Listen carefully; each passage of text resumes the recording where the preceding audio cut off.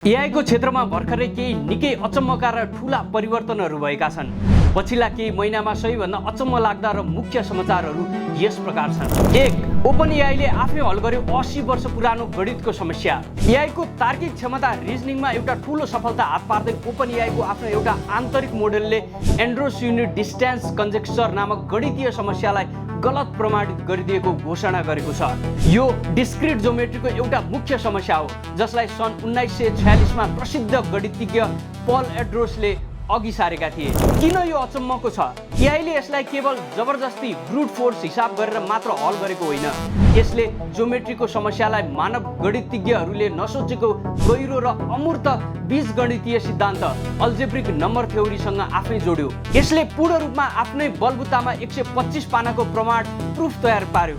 मानव निर्देशन बिना एआईले गणितको यति ठूलो र खुल्ला समस्या हल गरेको यो पहिलो पटक हो।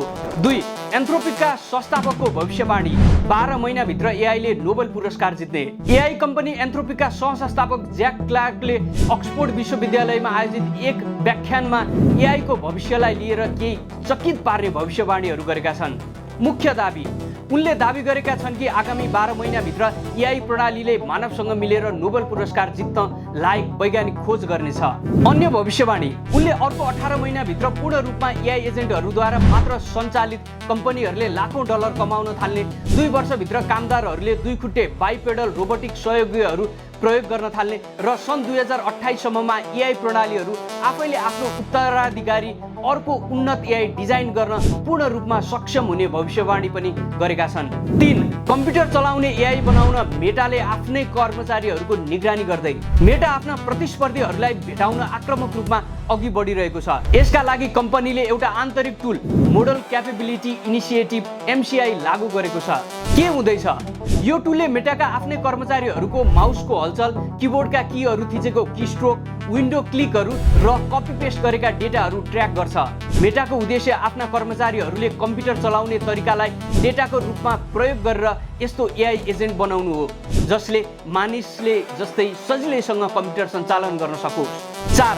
बिजुलीबाट चल्ने होइन, प्रकाशबाट चल्ने एआई। हार्डवेयरको क्षेत्रमा युनिभर्सिटी अफ पेन्सिल्भेनियाका अनुसन्धानकर्ताहरूले एउटा ठूलो सफलता हासिल गरेका छन्। उनीहरूले एआई कम्प्युटिङलाई ऊर्जा दिन हाइब्रिड लाइट म्याटर पार्टिकल्सको विकास गरेका छन्। परम्परागत बिजुली इलेक्ट्रोन्सको सट्टा प्रकाश लाइटको प्रयोग गरेर चल्ने यो नयाँ प्रविधिले हालका सिलिकन चिप्सको तुलनामा निकै कम ऊर्जा खपत गर्दै एआई को प्रशोधन गति प्रोसेसिङ स्पिडलाई तीव्र रूपमा बढाउने प्रतिज्ञा गरेको छ।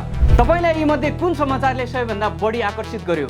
एआई आफैले गणितीय समस्या हल गरेको कुराले कि भविष्यमा हाम्रो दैनिक काम सम्हाल्ने एआई एजेन्टहरूले? कमेन्ट गर्नुहोला।